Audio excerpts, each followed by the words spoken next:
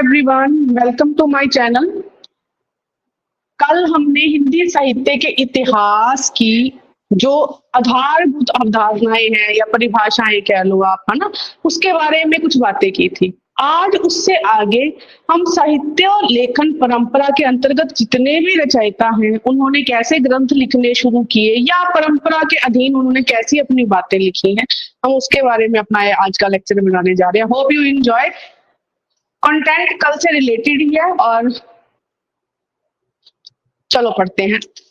हिंदी साहित्य इतिहास लेखन की जो परंपरा है, ठीक है, इसमें सबसे पहले जो रचयिता हैं या सबसे पहले जो ग्रंथ का नाम हम बात करेंगे तो वो एक फ्रेंच विद्वान थे, गार्सा द तासी। ठीक है, सबसे पहले देखो परंपरा की अगर हम बात करें कि पीढ़ी दर पीढ़ी विरासत में किस तरीके से कोई ग्रंथ सामने आया, उसने क्या किया, हिंदी के इतिहास के बारे में बात की, हिंदी के साहित्य के बारे में बात की कि हमारे भारत में जो हिंदी सभ्यता रही है या हिंदी भाषा रही है या हिंदी से संबंधित लोग रहे हैं, उन्होंने कुछ लिखा है। ठीक है, वो किस तरीके से लिख के गए हैं, चाहे वो आदिकाल था, चाहे भक्ति काल था, चाहे रीति काल था, आधुनिक काल तक भी बात होगी अंत तक जाते जाते। मतलब साहित्य लेखन परंपरा में इतिहासकारों ने क्या किया, साहित्यकारों ने क्या किया, जो रचयिता हैं उनके ग्रंथ एकत्रित किए, फिर कवियों की जो रचना है या जो लेखकों की रचनाएं हैं उनको पीढ़ी दर पीढ़ी या हम कहें क्रम अनुसार लिखा कि किस तरीके से कोई कवि अपनी बात हर अपनी जो उसकी खुद की अवधारणाएं थी, जो उनकी खुद की प्रतिभाएं थी, उसके आधार पर कवि क्या बात करके गए हैं। तो सबसे पहले है एक फ्रेंच फिलोसफर गार्सा द तासी। इनका पूरा नाम था जोसेफ हेलिडोर गार्सी। कई बार तो इनके जोसेफ हेलिडोर गार्सी, गार्सा द तासी का पूरा नाम है जोसेफ हेलिडोर गार्सी। ठीक है, और इनकी भाषा फ्रेंच भाषा, इनकी जो पुस्तक है वो फ्रेंच भाषा में थी। पुस्तक का नाम है इस्तवार द ला लिटरेचर इंडोई हिंदुस्तानी। ठीक है, इस्तवार द ला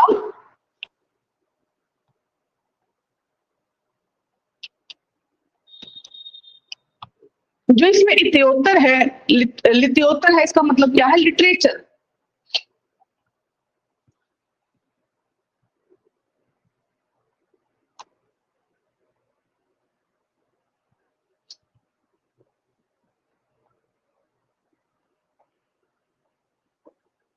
हिंदुई हिंदुस्तानी।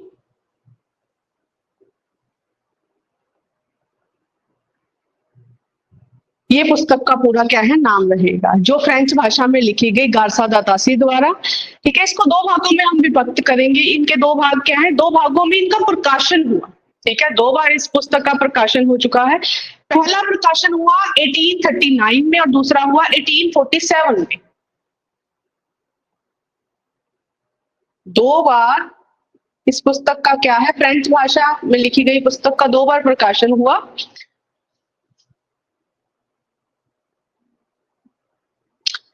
जो इसका द्वितीय प्रकाशन है 1847 में, जो द्वितीय प्रकाशन हुआ, इसको कई भागों में बांटा गया। ठीक है, तीन भागों में विभक्त करके आप लिखो। द्वितीय संस्करण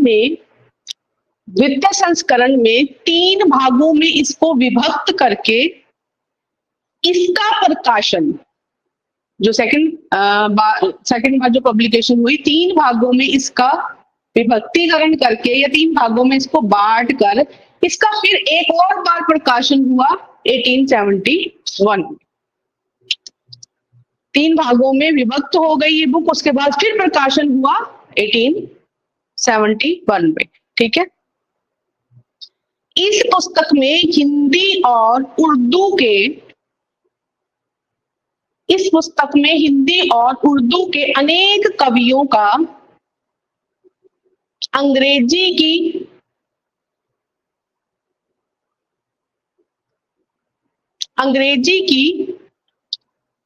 वर्ण क्रमानुसार पद्धति में इसका क्या है, प्रकाशन किया गया। जो वर्ण है वो क्या है, अल्फाबेट के आधार पर अंग्रेजी में उठाए गए।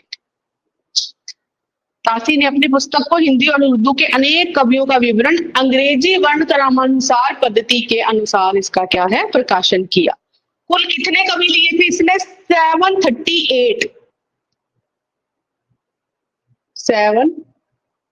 738 कवि टोटल, जिनका विवरण इसने अपनी पुस्तक में किया 738 कवि, जिसमें से केवल और केवल 72 हिंदी के कवि, 72 बाकी क्या थे उर्दू के संबंधित, उर्दू भाषा के संबंधित हमारे पास क्या है इन्होंने अपने कवि लिखे। रिपीट कर रही हूँ, फ्रेंच फिलोसफर है गार्सा तासी, इसने किताब लिखी उसका नाम था इस्तावर दा ला लिटरेचर इंडोई हिंदुस्तानी, 2 बार इसका प्रकाशन किया इसने 39-47 में। 47 का जो प्रकाशन था उसको फिर थर्ड टाइम 3 भागों में विभक्त करके इसने 1871 में इसका 3 भाग फिर दोबारा से प्रकाशन किया। जितने इसने कवि लिखे थे इसमें उसमें थे 738, केवल और केवल उसमें इसने हिंदी के कवि रखे 72, बाकी क्या है सारे ही सारे उर्दू भाषा से संबंधित कवि हैं।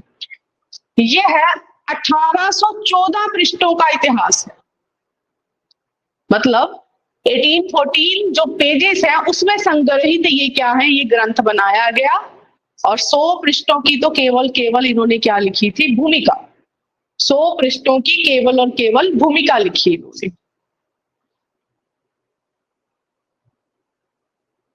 इस्तावर का मतलब है इतिहास, आप इसका थोड़ा सा मीनिंग भी लिख लो, अर्थ लिखेंगे इस्तावर दा लिटरेचर हिंदुस्तान इंडोई हिंदुस्तानी का। इस्तावर का मतलब है इतिहास, लिटरेचर का मतलब है लिटरेचर या साहित्य,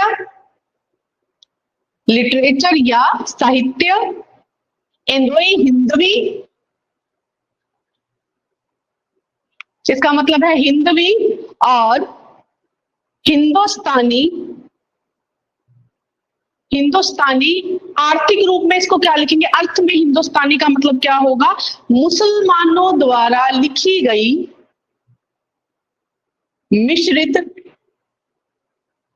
मुसलमानों द्वारा लिखी जाने वाली मिश्रित उर्दू हिंदी, या जिसमें ऐसी हिंदी जिसमें उर्दू के शब्द अधिक है। मुस्लिम कवियों ने क्योंकि उसमें अपनी कविता रचनाएं जो है वो लिखी थी, मुसलमानों द्वारा लिखी गई मिश्रित उर्दू हिंदी, उसको क्या बोलेंगे हम हिंदुस्तानी या हिंदुस्तानी। क्लियर रजन, इसका मीनिंग भी बहुत इंपॉर्टेंट, ठीक है। कई बार एग्जामिनर पूछ लेता है इस्तेवार का मतलब क्या है, लिटरेचर का मतलब क्या है, इंदोई का और हिंदुस्तानी का, ठीक है। इसके बाद है इस ग्रंथ का सबसे पहले अनुवाद किसने किया, ठीक है। इस ग्रंथ का अनुवाद किया था डॉक्टर लक्ष्मी सागर वर्षने ने।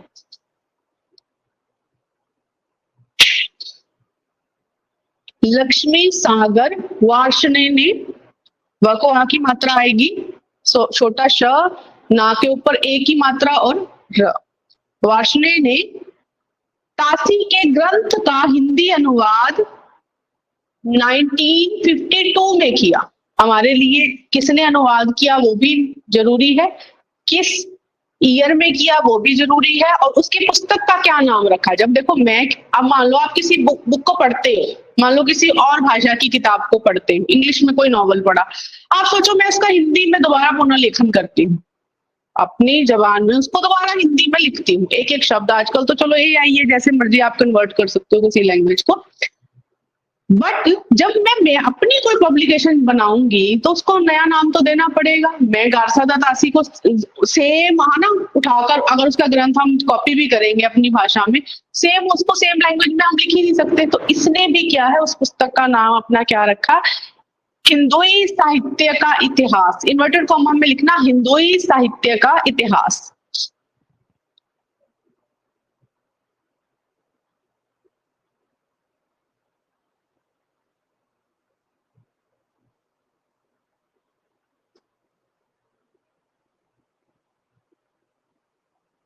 ठीक है, उसके बाद है आचार्य रामचंद्र शुक्ल ने इस पुस्तक को क्या कहा है, वृत्त संग्रह है। उनके लिए क्या है, इकट्ठा किया हुआ संजोया हुआ एक संग्रह है, वृत्त संग्रह था। बस किताब है, बस एक मोटी सी, इसमें मेरे अकॉर्डिंग इतनी कोई बात है नहीं। वृत्त संग्रह है मतलब बस लिख लो, पढ़ लो, सुन लो, किताब है। वृत्त संग्रह है गौन पढ़ा हुआ एक पोथी, या हम कहेंगे पेजों का एक भंडार है। तो उसको क्या नाम दिया आचार्य रामचंद्र शुक्ल ने? इस पुस्तक को इतिहास ना मानकर क्या लिखा? वृत्त संग्रह। वो इसको इतिहास नहीं मानते थे, कहते वृत्त संग्रह है। अब इसके साथ एक नोट लिखेंगे। नोट मतलब क्या होगा? मेरी जितनी भी क्लास रहेंगी जहां मैं कहूंगी हाँ ये नोट है, नोट मतलब एमसीक्यू कॉन्ट्राडिक्टरी। जैसे देखो हमें क्वेश्चन आ जाए हिंदी साहित्य लेखन परंपरा में सबसे पहली पुस्तक कौन सी, हम क्या लिखेंगे? गार्सा तातासी को वहां टिक नहीं करना। क्यों? वो हिंदी साहित्य से संबंधित नहीं, वो बाहर का फिलोसफर था, फ्रेंच फिलोसफर था। नोट है कि हिंदी साहित्य लेखन परंपरा में हिंदी भाषा में लिखी पहली किताब कौन सी है, प्रथम ग्रंथ कौन सा, आप लिखोगे नोट। इसको हाईलाइट करके अपनी लैंग्वेज में जैसे भी आपको ठीक लगे। तो हिंदी साहित्य लेखन परंपरा में हिंदी भाषा में लिखा गया प्रथम ग्रंथ कौन सा है? तो वो है श्री महेश दत्त शुक्ल द्वारा लिखा, श्री महेश दत्त शुक्ल द्वारा रचित भाषा काव्य संग्रह। इसका प्रकाशन हुआ था 1873 में। महेश दत्त शुक्ल लिख लो, भाषा काव्य संग्रह लिख लो और उसके आगे क्या लिख लो? 1873। 1873 भाषा काव्य संग्रह। कौन सी प्रेस में इसकी पब्लिकेशन हुई थी? नवल किशोर प्रेस, लखनऊ। पूरा लिखना है, ठीक है। भाषा काव्य संग्रह, प्रकाशन 1873, नवल किशोर प्रेस, लखनऊ।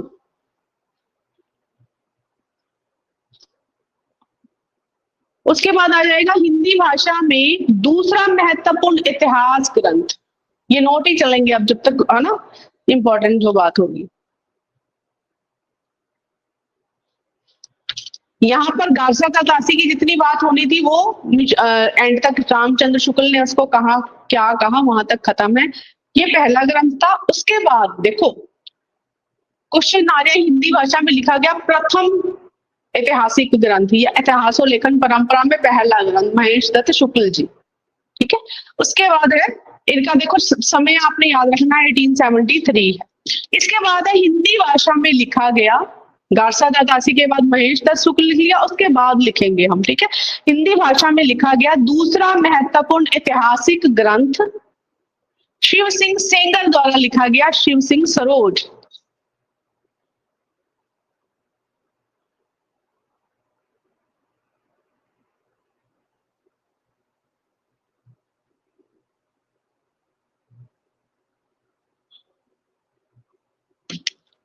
शिव सिंह सरोज, शिव सिंह सेंगर लिख रचयिता का नाम है, पुस्तक का नाम है शिव सिंह सरोज। प्रकाशन काल है इनका 1883 ईस्वी में। 1883 कितने कवियों को इन्होंने अपनी पुस्तक में इन्होंने क्या है, कवियों का जीवन चरित्र के साथ उनका उदाहरण 838 838 कवि, 838 कवियों का इन्होंने। अब इंपॉर्टेंट चीज इन्होंने गार्सा तातासी या महेश दत्त शुक्ल से अलग क्या की, वो आप नोट डाल के लिखो। इन्होंने भाषा कवियों का जीवन चरित्र तथा भाषा कवियों का जीवन चरित्र तथा उनकी कविताओं का उदाहरण के साथ विवरण दिया।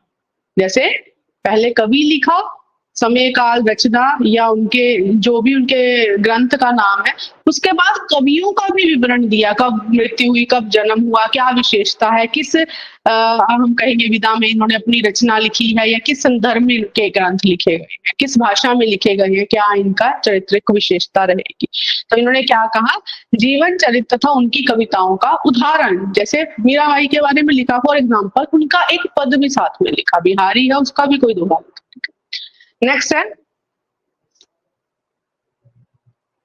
यह अकारादि क्रम में लिखा गया ग्रंथ था। कल जो हमने पद्धतियां की, अकारादि क्रम मतलब सिर्फ वन अंक में जो पहला लेटर है उसके आधार पर, ए से सारे पहले, बी से बाद में, या अ से पहले, ई के बाद क ख ग, जैसे भी आपने उदाहरण डालना अकारादि क्रम या वर्ण, ठीक है।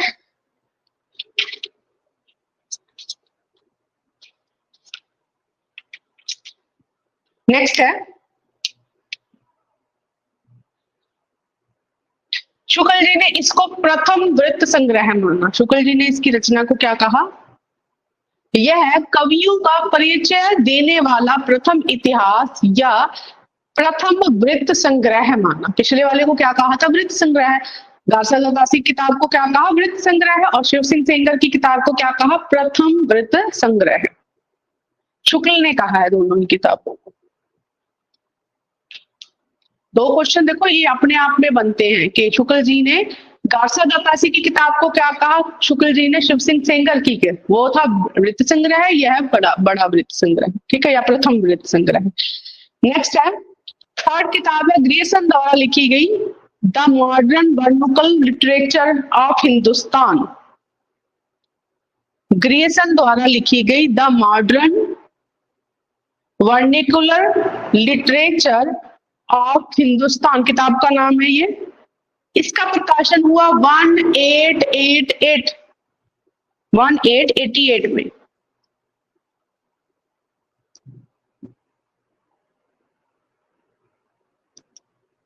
अब ग्रियर्सन का पूरा नाम, इस पे भी क्वेश्चन आ चुका है मास्टर कैडर में भी, ठीक है, लेक्चरर कैडर में भी आ सकता है। George Abraham Grierson, George Abraham Grierson, George Abraham Grierson. इस किताब का प्रकाशन कहाँ हुआ था? कहते Asiatic Society of Bengal, Asiatic Society of Bengal की एक पत्रिका के विशेषांक में, पत्रिका में छोटा सा विशेषांक लिखा गया, उसमें इसका प्रकाशन हुआ था। एशियाटिक सोसाइटी ऑफ बंगाल की पत्रिका के विशेषांक में इसका प्रकाशन हुआ था। 952 कवियों का विवरण है इसमें, 252 कवियों का इस ग्रंथ में विवरण है। कालानुक्रम पद्धति द्वारा इसका वर्गीकरण किया गया और प्रवृत्तियों को स्पष्ट किया गया। काल क्रमानुसार पद्धति,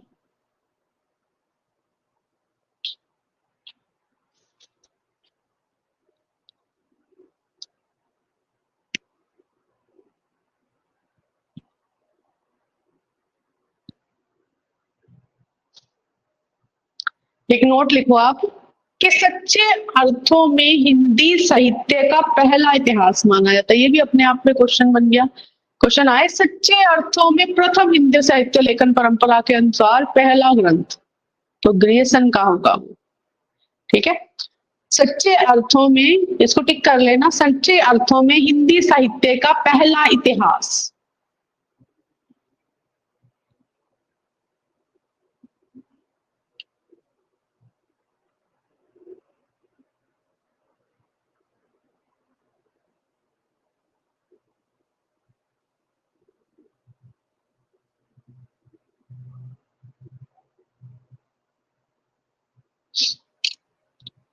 नेक्स्ट है ग्रियर्सन ने क्या लिखा? कहते हैं विभिन्न युगों की, कोई भी युग निकल के गया, कोई भी काव्य धारा निकल के गई, उसमें संग्रहित कई कवियों का इनको लेखन मिला। कहते हैं विभिन्न युगों की काव्य प्रवृत्तियों की व्याख्या करते हुए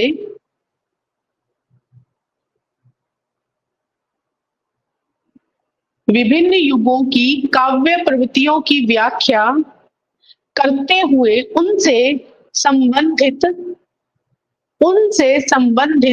सांस्कृतिक परिस्थितियों व उनसे संबंधित सांस्कृतिक प्रवृत्तियों व प्रेरणा स्रोतों का उद्घाटन किया गया।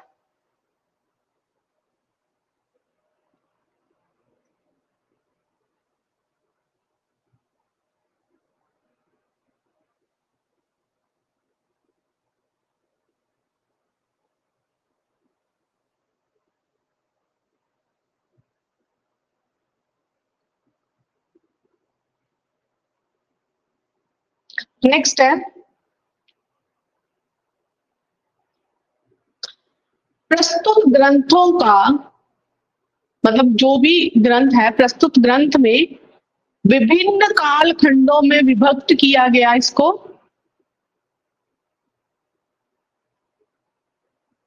और प्रत्येक अध्याय काल विशेष के अनुसार है, मतलब हर अध्याय में एक काल लिखा है इन्होंने। मान लो पहले आदिकाल की कोई परंपरा लिखी, उसके संदर्भ में वर्ग बनाए होंगे, फिर भक्ति काल, फिर रीति काल, और जैसे भक्ति काल में अलग अलग अवधारणाएं हैं, रीति काल में अलग अलग अवधारणाएं हैं, वो क्या है, एक एक अध्याय के रूप में विभिन्न अध्यायों का या प्रत्येक अध्यायों का काल के विशेष के रूप में इन्होंने सूचना दी उसकी। नेक्स्ट है सबसे इंपॉर्टेंट बात ग्रियर्सन के लिए। देखो सबसे पहले तो हमने इसको पहले एक स्टार दे दिया कि सच्चे अर्थों में हिंदी साहित्य के इतिहास का प्रथम ग्रंथ था। ठीक है, भाषा की दृष्टि से नहीं, कवियों की दृष्टि से नहीं, शिव सिंह सेंगर को भी अलग बात की गई, कारसादा दासी के लिए भी अलग बात की, पर सच्चे अर्थों में कहते हैं इस उन्होंने काल बनाए, कवियों को संजोया, अध्याय में बनाए, अध्यायों में लिखा, कवियों की प्रवृत्तियां, परिस्थितियां और उनके जो अलग अलग उनके आप कहेंगे उदाहरण, कवियों की कविताओं के या पदों के, पदावलियों के, दोहों के या जो भी उनके उदाहरण कवियों के साथ उदाहरण के तौर पर लिखे। एक और स्टार है इनके लिए, कहते हैं ग्रियर्सन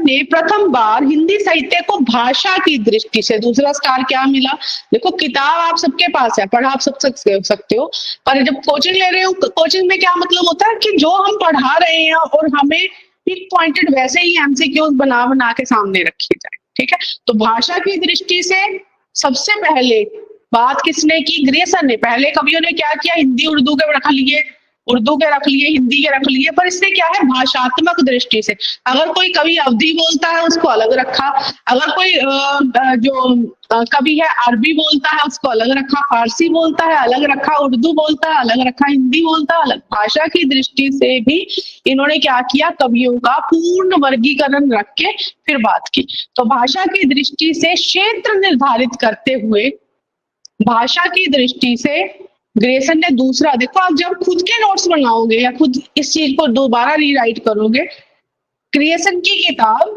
कब प्रकाशित हुई, कितने कवियों का विवरण, पहली बात तो सच्चे अर्थों में यह एक हमारे लिए ऐतिहासिक ग्रंथ है। क्यों, इससे पहले जो कवियों ने काम किया था इसने उस चीज को आगे लेके गया, हमारे लिए और सुयोग्य बना दिया या और समझने लायक बना दिया, है ना, जो मायने में ऐतिहासिक ग्रंथ है वैसा लिखा।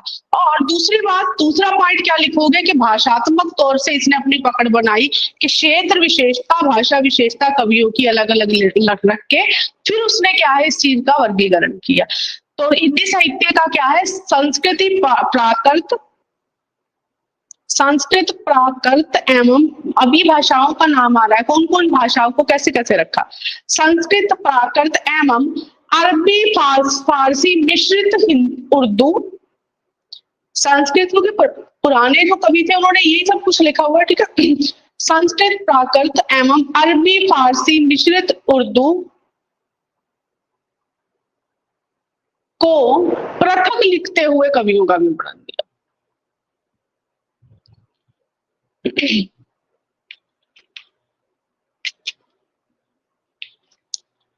नेक्स्ट है, ये भी इंपॉर्टेंट बात है जो सिर्फ और सिर्फ ग्रियर्सन ने की थी, और इस पे ऊपर कई बार कॉम्पिटिटिव जितने भी हिंदी के एग्जाम होते हैं हमेशा क्वेश्चन आता है कि इन्होंने विकास क्रम की दृष्टि से साहित्य का क्या निर्धारण किया। आप हेडिंग बना लो, हिंदी साहित्य का विकास क्रम की दृष्टि से निर्धारण। तो सबसे पहले इसने बनाया था चारण काव्य, चरित काव्य, चारण किसी और ने नहीं बात की हुई, वो ग्रियर्सन ने ही बात की हुई है, चारण काव्य। हिंदी साहित्य का विकास क्रम का निर्धारण सबसे पहले है चारण काव्य, दूसरा है धार्मिक काव्य या धर्म, आप धार्मिक ही लिखो, धार्मिक काव्य, चारण काव्य, धार्मिक काव्य। लगे क्लियर, जितना पढ़ाया लिख लिया ना सब, ठीक है। नेक्स्ट है प्रेम काव्य, थर्ड प्रेम काव्यों की बात सबसे ज्यादा रीति काल में होगी जाके, और ग्रियर्सन ने उसका नाम देखो कहाँ पहले अच्छा सा लिख दिया, प्रेम काव्य, ठीक है। फिर है दरबारी काव्य,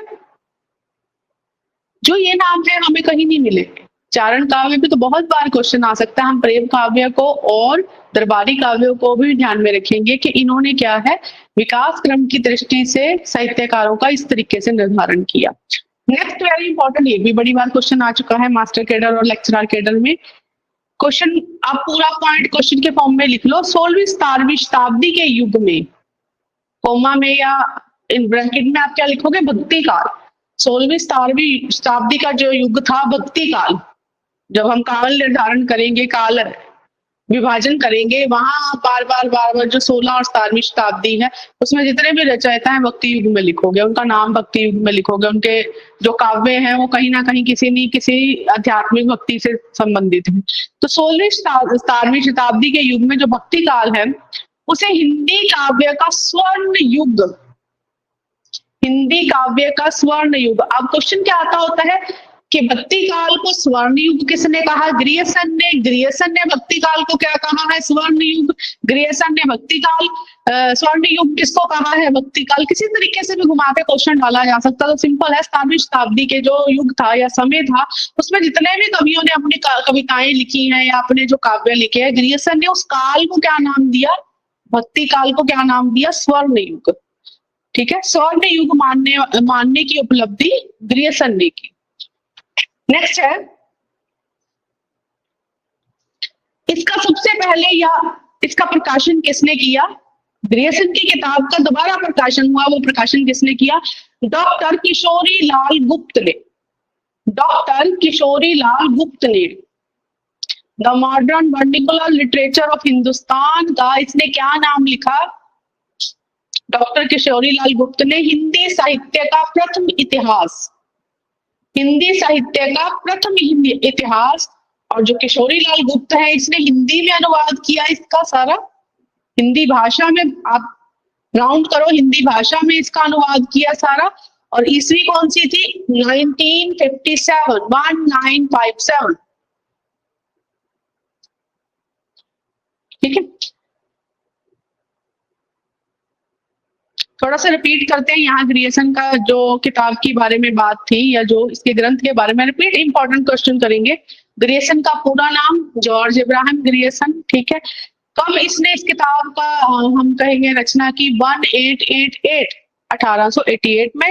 ठीक है, और ये कहाँ छपी थी किताब, कहते हैं एशियाटिक सोसाइटी ऑफ बंगाल के एक पत्रिका के विशेषांक में ये किताब छपी। सच्चे अर्थों में पहला ग्रंथ माना जाता है, ऐतिहासिक ग्रंथ। ठीक है, 952 कवियों का इसने विवरण दिया। सबसे पहले काल क्रमानुसार पद्धति के अनुसार वर्गीकरण किया, उनकी प्रवृत्तियों की बात की, कालखंडों को बनाया। सबसे बड़ी बात, इसने भाषात्मक विशेषता दी। भाषा के आधार पर कवि छांटे भी उन्होंने, क्या क्या कवियों ने कौन कौन सी भाषा का उपयोग किया है, और हर एक भाषात्मक कालखंडों को अध्याय के रूप में बनाया। संस्कृत, प्राकृत, फारसी, अरबी, मिश्रित, हिंदू, उर्दू, सारी भाषाओं का अलग अलग विवरण दिया। सबसे इंपॉर्टेंट है, इसने नाम क्या दिए उनको, विकास क्रम की दृष्टि से चारण काव्य, धार्मिक काव्य, प्रेम काव्य, दरबारी कवि। और भक्ति काल को इसने स्वर्ण युग कहा, वो ग्रियर्सन ने ही कहा है। 16वीं 17वीं युग में जितने भी काव्य मिले, कहते मैं उनको सोने के समान, ठीक है, सोना मतलब ऐसी धातु सबसे कीमती, सबसे सुनहरी, सबसे हम जिसको उपयोगी या हम कहें हाँ ये सोने जैसा है, ठीक है, इसका कोई मोल नहीं है। तो भक्ति काल है जो उसमें काव्य लिखे गए। ग्रियर्सन कहता है स्वर्ण युग है, इससे ऊपर मुझे कहीं कोई उपलब्धि, कोई काव्य मिले नहीं। जितना भी मैं साहित्य लिख लिया सबसे ऊपर काव्य मुझे यही मिले, तो इनको स्वर्ण युग के ऐसे ऐसे लोग आए और ऐसी ऐसी उन्होंने बातें कही हैं, लिखी हैं, और मैंने ऐसे ग्रंथ में संजोया है, उसको स्वर्ण युग कहा। और इसका अनुवाद किया था किशोरी लाल गुप्त ने। नेक्स्ट है मिश्र बंधु विनोद, फोर्थ बुक किताब हमारी बनेगी। मिश्र बंधु द्वारा लिखा मिश्र बंधु विनोद, किताब का नाम है मिश्र बंधु विनोद, रचयिता है मिश्र बंधु।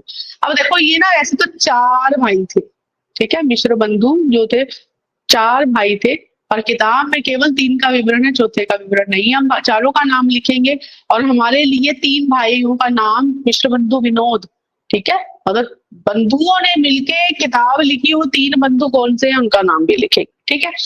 तो इनके रचयिता के नाम लिखो, मिश्र बंधुओं का नाम लिखो। 3 भाई हैं जिन्होंने ये किताब लिखी। पहला है गणेश बिहारी, दूसरा है श्याम बिहारी, और तीसरा है सुखदेव बिहारी। सुखदेव बिहारी, कृष्ण श्याम सुखदेव, पीछे बिहारी इनका, बिहारी मिश्र पूरा नाम, ठीक है, गणेश बिहारी मिश्र, श्याम बिहारी मिश्र और सुखदेव बिहारी मिश्र। चौथा भाई, वैसे देखो हमारे लिए इंपॉर्टेंट नहीं है पर पता होना चाहिए, क्योंकि देखो कई बार क्या होता है एग्जामिनर क्वेश्चन ये डाल देता है मिश्र बंधु विनोद में कितने भाइयों का नाम, ठीक है, तो हमें उस भाई का नाम भी पता होना चाहिए जो किताब में बिल्कुल नहीं है, तो उनका नाम क्या है, कृष्ण बिहारी मिश्र। हाईलाइट कर लो, सर्कल लगा लो, कृष्ण बिहारी मिश्र हमारे इस किताब में कहीं भी उनकी रचना का कहीं भी क्या है नाम नहीं आएगा।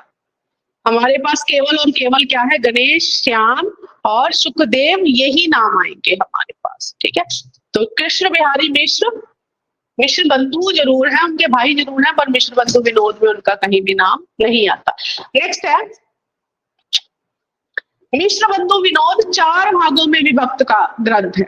मिश्र बंधु विनोद 4 भागों में विभक्त ग्रंथ है। पहले 3 भाग इन्होंने कब प्रकाशित किए, 1913 में,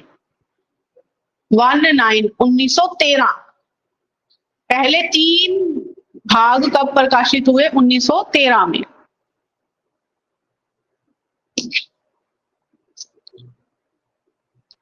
नेक्स्ट है, चौथा भाग कब प्रकाशित हुआ, 1934 में। अब आप लेक्चर सुन के ये मत सोचने बैठ जाना वहां ये लिखा हुआ है, ये सन मेरी किताब में ये लिखा हुआ है। किताबें अनेक हैं और अनेक ग्रंथों में अनेक सन लिखे हुए हैं, मैं वो सन वहां लिखाऊंगी, यहाँ पे जो लिखा रही हूँ, जो मोस्ट ऑफ द करेक्शन में या कहीं काफी किताबों में जिनका नाम, ठीक है। हो सकता है आपकी किताब में जो मैं 1934 लिखवा रही हूँ 35 लिखा हो या 32 लिखा हो, ठीक है, और मैं अब बाद में सोचो मैम 34 लिखवा के गए हैं। 3 किताबों में अगर 34 लिखा होगा तो मैंने वो 1900 हर चीज के लिए चीज एप्लीकेबल होगी, तो मैंने 1934 लिखा होगा, ठीक है। नेक्स्ट है, इसका चतुर्थ भाग 1934 में प्रकाशित हुआ, 4 भागों में। अब क्वेश्चन ये भी बनता होता है, मिश्र बंधु विनोद कितने भागों में विभाजित है, 4 भागों में। 3 इकट्ठे प्रकाशित हुए, चौथा बाद में प्रकाशित हुआ, ठीक है। कितने भाइयों के द्वारा लिखा गया, वहां क्वेश्चन बन सकता है 1 2 3 4, भाई तो ये 4 हैं, पर हमें मिश्र बंधु विनोद तीनों ने बना के दिया है, कृष्ण बिहारी मिश्र ने उसमें कुछ योगदान नहीं दिया। क्लियर है, ठीक है। नेक्स्ट है, कितने कवियों का, क्वेश्चन ये भी आ सकता है, लगभग 5000 कितने कवियों का विवरण है इस किताब में, आप लिख लो 5000 के करीब कवियों का विवरण है। और अगर आपने एक इक्वेशन बना के आप कहें एक अंकित कुछ गणना लिखनी है तो लिख लो 4591, 4591, लगभग 5000 के करीब, ठीक है। वैसे क्वेश्चन 5000 के करीब ही बनता है कि 5000 के करीब कवियों का इसमें विवरण है। नेक्स्ट है, आचार्य शुक्ल ने इसको क्या कहा है, आचार्य शुक्ल ने इस ग्रंथ को कहा है वृत्त संग्रह में सबसे प्रमुख। आचार्य शुक्ल जी अपनी बात कहे बगैर रह नहीं सकते, ठीक है। वो कहते हैं मैं हर एक ग्रंथ पे टिप्पणी दूंगा। गारसा गतासी की किताब को क्या कहा, वृत्त संग्रह है। शिव सिंह सेंगर की किताब को क्या कहा, प्रथम वृत्त संग्रह है, ठीक है। ग्रेसन सिंह की किताब को क्या कहा, बड़ा वृत्त संग्रह है। मिश्र बंधुओं की किताब को क्या कहते, जितने भी मैंने पढ़ लिए सबसे बड़ा वृत्त संग्रह है, बड़ा भारी कवि संग्रह है, ठीक है। या आपको किसी की किताब में देखो मैं सारे लिखवा देती हूँ आपको, आप लिख लो शुक्ल जी ने क्या कहा है मिश्र बंधुओं की किताब को, बड़ा भारी कवि संग्रह है, प्रकांड कवि संग्रह है, कवि वृत्त संग्रह, सॉरी प्रकांड कवि वृत्त संग्रह है। नेक्स्ट है कवि वृत्त संग्रह है, कवि संग्रह में सबसे प्रमुख। अलग अलग किताबों में शुक्ल जी ने अलग अलग बात लिखी हुई है, तो चारों हमारे लिए इंपॉर्टेंट है कि मिश्र बंधु विनोद के लिए क्या बात बोली गई है। बड़ा भारी वृत्त कवि संग्रह है, प्रकांड कवि वृत्त संग्रह है, कवि संग्रह में सबसे प्रमुख, ठीक है। उसके बाद है शुक्ल जी ने मिश्र बंधुओं को क्या कहा है, परिश्रमी संकलन करता, कहते हैं मेहनती लोग थे जिन्होंने इतना बड़ा ग्रंथ लिखा, परिश्रमी संकलन करता।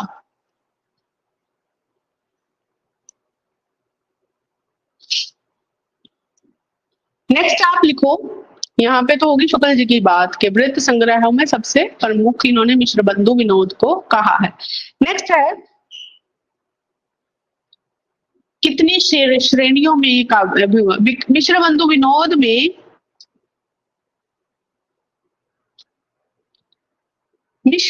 विनोद में कवियों को निर्धारित करने के लिए 4 श्रेणियां बनाई गई, 4 रो, ठीक है, जिनमें उनका नाम लिखा गया। कवियों को निर्धारित करने के लिए 4 श्रेणियां बनाई गई।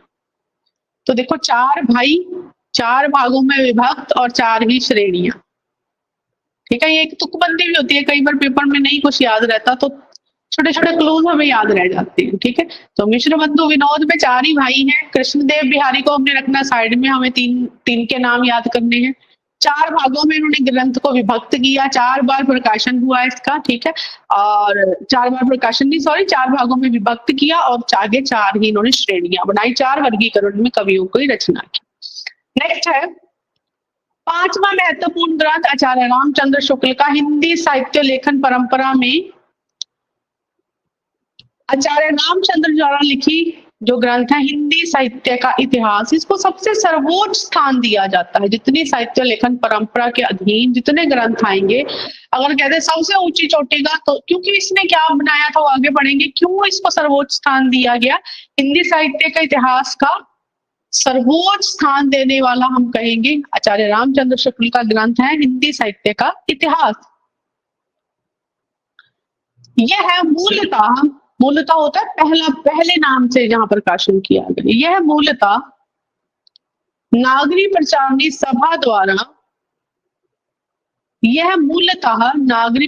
सभा द्वारा हिंदी शब्द सागर की भूमिका में, हिंदी शब्द सागर इन्वर्टेड कॉमा लिखना, नागरी प्रचारणी सभा हिंदी शब्द सागर की भूमिका में प्रकाशित हुआ। मूलतः वहां इसका क्या नाम था, हिंदी साहित्य का विकास, हिंदी साहित्य का विकास।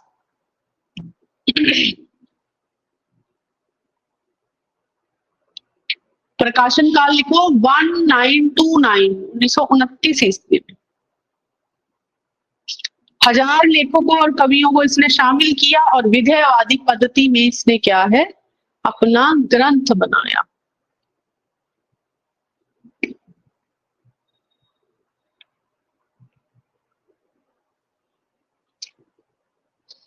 विधेयवादी लिख लो, चाहे आप परिस्थिति प्रवृत्ति मूलक पद्धति लिख लो, जहां कवियों की परिस्थितियों, वातावरण, जाति, क्षण विशेष सारी चीजों का क्या है इसे ध्यान में रखते हुए कवियों का वर्गीकरण अपनी किताब में हिंदी साहित्य के इतिहास या विकास में लिखा। 1000 लेखकों का विधेयवादी पद्धति के द्वारा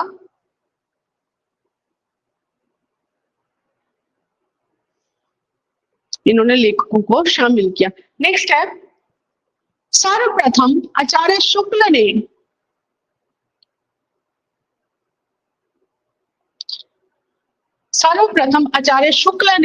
साहित्य इतिहास को, सर्वप्रथम आचार्य शुक्ल ने साहित्य इतिहास को आलोचना से पृथक किया तथा अपने विकासवादी एवं वैज्ञानिक दृष्टिकोण का परिचय दिया।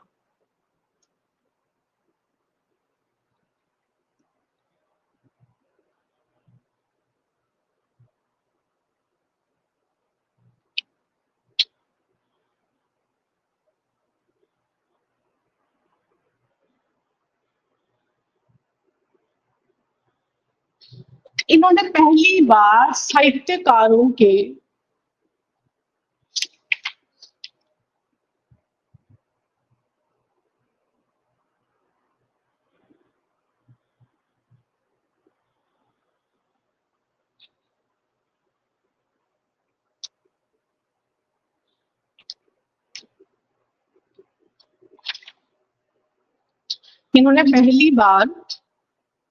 साहित्यकारों के जीवन चरित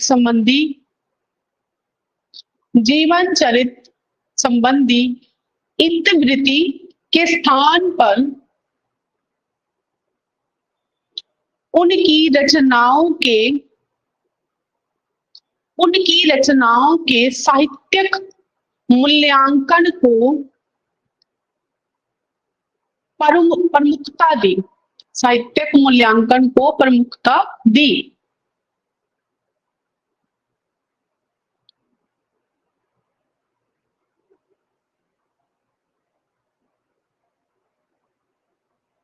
वैसे अगर शुक्ल जी की पुस्तकों के बारे में बात करें तो साहित्यिक पुस्तकें इन्होंने लिखी थी 12।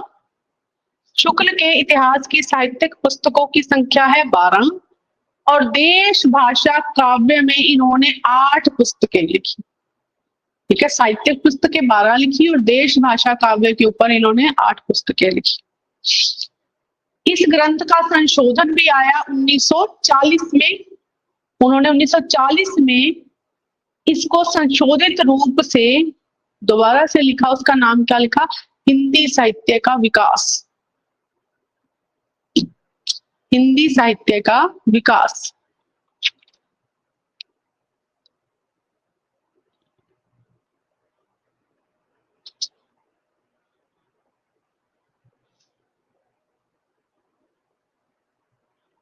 नेक्स्ट है डॉक्टर हजारी प्रसाद द्विवेदी, जो साहित्यिक इतिहासकार हैं हमारे।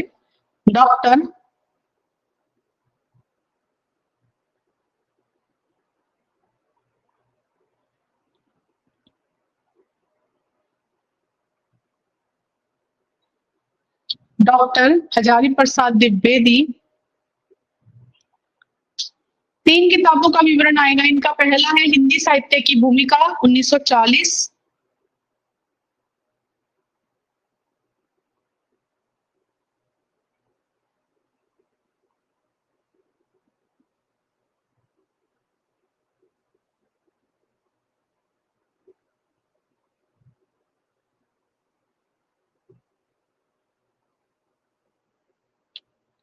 पहला है सिद्ध और तथा नाथों को उभार कर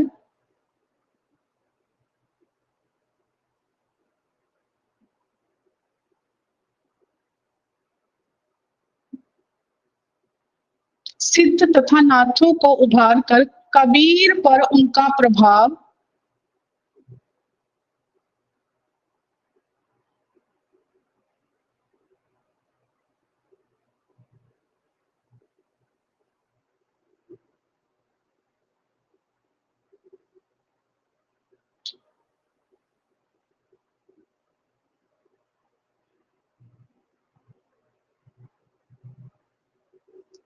कबीर पर उनका प्रभाव, आदिकाल पर विस्तृत खोज,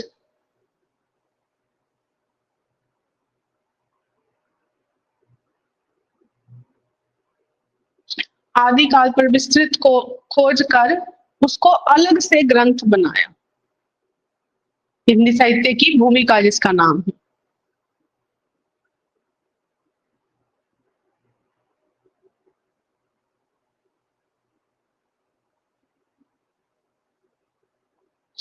नेक्स्ट है, दूसरी किताब है हिंदी साहित्य।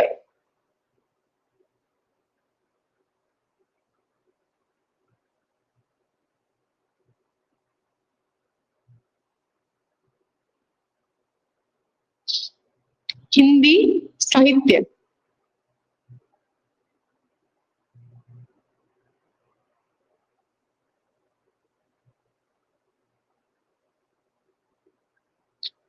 हिंदी साहित्य का उद्भव और विकास 1952।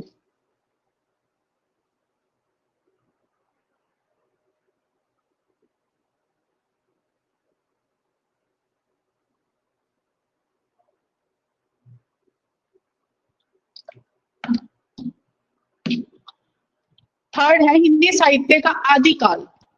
ये भी 1952 में आई। हिंदी साहित्य का आदिकाल।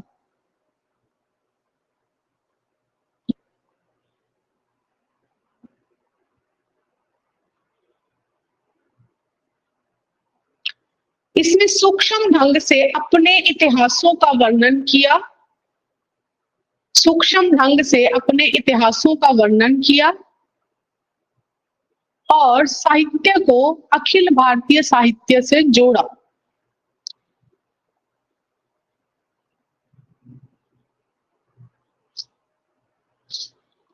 नेक्स्ट है doctor Ram Kumar Verma. Doctor Ram Kumar Verma.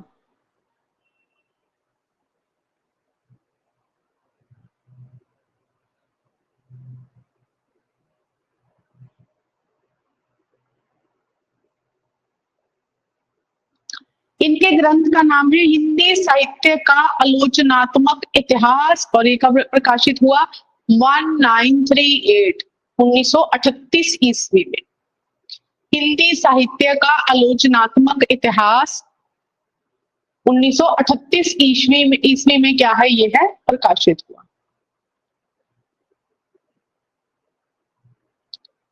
Doctor Verma ने अपने इतिहास ग्रंथ में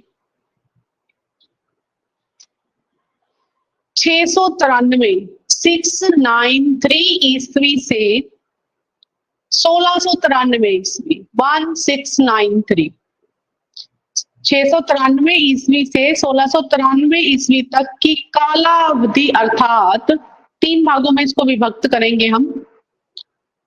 मतलब ग्रंथ के अंदर इन्होंने सिर्फ इतना समय 693 से 1693 को 3 भागों में लिख दिया था। उसका नाम रखा था चारण काल, संधि काल और भक्ति काल की अवधि को ही लिया गया इसमें, मतलब इस अवधि को ही लिया।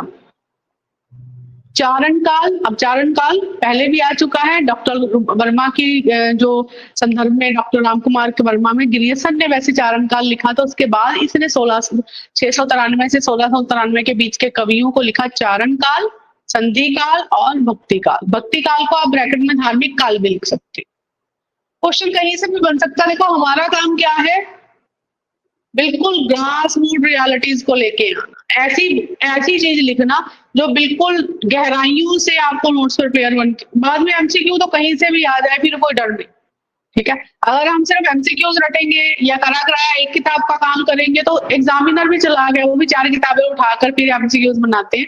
तो अगर हम एक ही किताब में इतनी परिपूर्ण जानकारी, उसका परिचय, व्याख्या इस तरीके से लिख लें कि पहले ही याद सब कुछ और एमसीक्यू कहीं से भी हो, हमें फिर फर्क नहीं पड़ता, ठीक है। तो चारण काल, संधि काल और भक्ति काल इन्होंने क्या है अवधि के अनुसार इसको नाम दिया, ठीक है। वैसे वर्मा की जो ग्रंथ है, डॉक्टर राम कुमार वर्मा का जो ग्रंथ है उसको 7 प्रकरण में विभक्त किया, 7। जहां भी डॉक्टर राम कुमार वर्मा लिखोगे, इनका आलोचनात्मक इतिहास लिखोगे, उसके साथ जब 1938 लिखोगे 7 डाल देना ब्रैकेट में। 7 भागों में प्रकरण इसको किया गया है। नेक्स्ट है श्याम सुंदर दास का, इनके ग्रंथ का नाम है हिंदी भाषा और साहित्य 1930।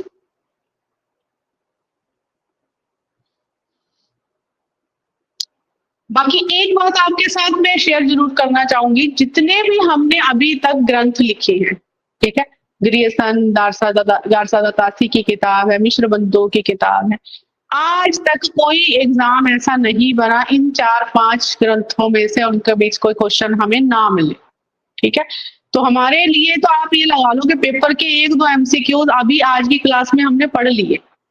मिश्र बंधु से आचार्य शुक्ल की बात कोई उठा लेंगे या वैसे बुक के बारे में कोई बात पूछ लेंगे कि इन्होंने लिखा, क्या रचयिता थे, कितने कवियों का विवरण है, किसने भाषा के ऊपर बात की, किसने कौन सी पद्धति के अनुसार ये ग्रंथ लिखा है, विधेयवादी के अनुसार लिखा है, वर्ण क्रमानुसार पद्धति के अनुसार लिखा है। मतलब कहने की बात यह, हिंदी का कोई भी एग्जाम इन 4-5 लेखकों के साहित्य लेखन परंपरा के जितने भी हैं, हमने अभी तक व्याख्याएं लिखी हैं, कोई एग्जाम बना ही नहीं। आपको इस टॉपिक में से 1 या 2 क्वेश्चन अपने एग्जाम में जरूर मिले। ये वो टॉपिक है कि जो पेपर सेटर है वो भूल ही नहीं सकता इनको कि इनमें से कोई एग्जाम में क्वेश्चन डालना ही डालना है। आदिकाल यहाँ से स्टार्ट होता है और यहाँ से क्वेश्चन आएगा ही आएगा। सिद्धों में से क्वेश्चन जरूर आएगा, अनाथ में से कोई एक आधा क्वेश्चन वो जरूर उठाएंगे। फिर उसके बाद हम भक्ति काल में जब चले जाएंगे बिहारी के ऊपर, मतलब ये टॉपिक ऐसे हैं, भारतेंदु जी हो गए, महादेवी वर्मा जी, द्विवेदी जी, बिहारी हो गए, ठीक है। और उसके बाद आगे चले जाएंगे, अगेय जी हो गए, नागार्जुन जी हो गए, है ना, जब हम आगे प्रगतिवाद प्रयोग याद पढ़ेंगे। तो ये कहते थे ना, शर्त लगा के देख लो भी हाँ इनमें से क्वेश्चन आएंगे, तो आते ही आते हैं। तो ये 4-5 जो पेज आज आपने लिखे हैं, 2-3 पेज लिखे हैं, इनमें से एक आधा क्वेश्चन जरूर आपको एग्जाम में मिलता है, ठीक है। नेक्स्ट है सूर्यकांत शास्त्री। हिंदी साहित्य का विवेचनात्मक इतिहास 1931। हिंदी साहित्य का विवेचनात्मक इतिहास। नेक्स्ट है रमाशंकर शुक्ल रसाल।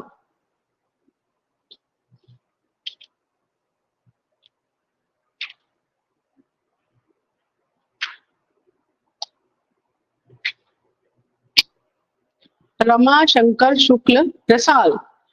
उसके बाद है इनके ग्रंथ का नाम है हिंदी साहित्य का इतिहास 1931। इसे ऐतिहासिक ग्रंथ माना जाता है, भी लिख लेना साथ में, इसे ऐतिहासिक ग्रंथ माना जाता है। हिंदी साहित्य का इतिहास 1931। नेक्स्ट है कृष्ण शंकर शुक्ल। कृष्ण शंकर शुक्ल, इनकी किताब का नाम है आधुनिक हिंदी साहित्य का इतिहास 1934।